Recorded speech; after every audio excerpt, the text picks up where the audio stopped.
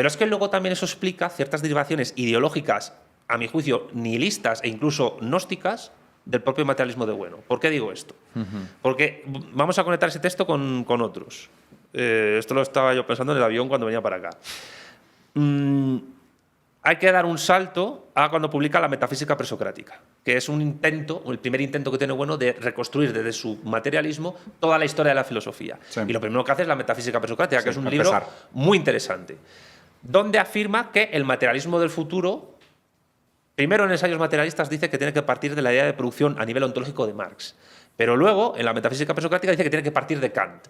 Ojo, que de Kant puede partir tanto una posición idealista como materialista, no pasa nada.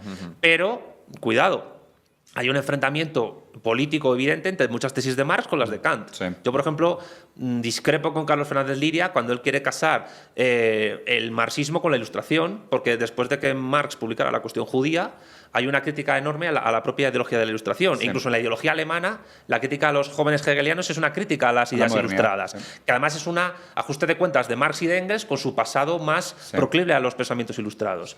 Sí. Y por eso la interpretación de Marzoa en la filosofía del capital es muy interesante porque rompe con esa Ilustración. Pero luego, después de eso, que luego hay que ver, porque Bueno construye su materialismo también contra Kant, pero partiendo de la misma posición de Kant. Y al final se encuentran curiosamente al final de la vida de Bueno contra Marx, pero con esa relación complicada que tiene Bueno con Marx. Luego hay que dar un salto al año 96, que es el libro ¿Qué es la filosofía? ¿Qué defiende Bueno en qué es la filosofía?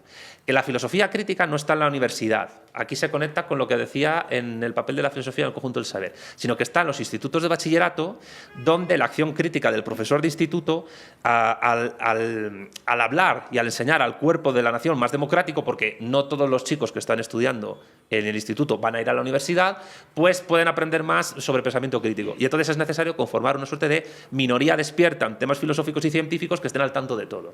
Pero ya hay un reduccionismo de la acción transformadora de la realidad de la filosofía que, curiosamente, ocurre y se publica 5 años después de la caída de la URSS. Pero es que para más INRI. Luego hay otro texto donde se reduce más. Es un artículo de Cato Blepas que ha pasado muy desapercibido, que se llama El porvenir de la filosofía en las sociedades democráticas, donde al final del artículo dice que la acción crítica de la filosofía ya no estaría ni siquiera en el cuerpo de profesores de instituto de bachillerato de filosofía, sino en instituciones antes privadas que públicas que desde una situación minoritaria ejerzan la crítica. Y dices, vale, la Fundación Gustavo Bueno, que es el lugar donde tú has quedado después de que te jubilaras de la universidad y no te dieran el puesto de mérito. Y luego vamos a otro salto, que es el ego trascendental. Tanto el artículo del Basilisco como el libro, que son prácticamente iguales.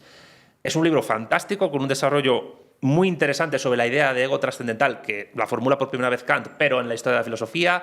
A mí me parecen muy provechosos las conexiones que hace Bueno entre la idea de ego trascendental con el demiurgo platónico y con el sujeto de la praxis marxista. De hecho, el sujeto de la praxis marxista transforma el mundo, que es la ontología especial, y proyecta la idea de comunismo como una idea crítico-negativa que permite realizar la práctica socialista, y el comunismo actúa como una idea ontológica. Esa tesis es la tesis de Andrés González, partiendo de Marzoa incluso, que me parece muy potente. Pero es que las conclusiones del libro son absolutamente deprimentes, porque dice ¿qué es el ego trascendental? Es el ego que hace el mapamundi filosófico de la realidad. ¿Y qué es hacer una cartografía del mundo? Nada. O sea, que a nivel político no es nada. Es como el mapamundi de tamaño natural que hacía Borges.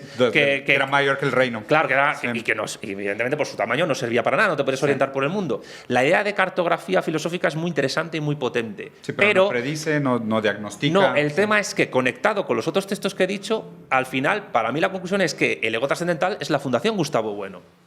Y de ahí que haya una absoluta y completa necesidad práctica de mantener esa fundación para que ejerza el mapamundi de las ideas. Pero otra cosa es pensar que el mapamundi de las ideas que hace la fundación sea correcto. A mi juicio, muchísimas cosas en absoluto, porque ni siquiera tiene una línea de investigación clara. Porque ahí cada uno va por su línea, pelean entre ellos, Gustavo se divierte, come pipas mientras se pegan y luego cuando uno ya no le sirve, le expulsa del chiringuito. Entonces, cada vez hay una mayor reducción de potencia política filosófica del materialismo de Bueno, y que lo único que le queda es asirse a las fuerzas políticas que puedan mantener a nivel de subvención a la fundación, que o son el Partido Popular o en su caso Vox, que por cierto, Gustavo Bueno Sánchez, el hijo de Bueno, estuvo a punto de entrar en Vox y no lo hizo por presiones de su hermana. Esto lo digo abiertamente, aunque mucha gente no lo sabe. Pero fue la hermana que dijo, como entres en Vox, se acabó. Se acabó todo. Porque evidentemente ya ahí hay una dirección clara. Entonces, la deriva del materialismo filosófico en gran medida está orientada por el propio Bueno en sus obras en vida y que lleva a que sea una filosofía que es gnóstica en el fondo. Y el gnosticismo busca una implantación política oblicua, pero no directa a través del poder, como el marxismo. ¿Y qué ocurre con esto? Ya concluyo. Sí. Pues que es curioso que el materialismo filosófico acabe derivando al gnosticismo, si es que no estuvo siempre en esa orientación, claro, que habría que discutirlo, cuando el propio Bueno, en qué es la filosofía, define al gnosticismo como el error filosófico por excelencia.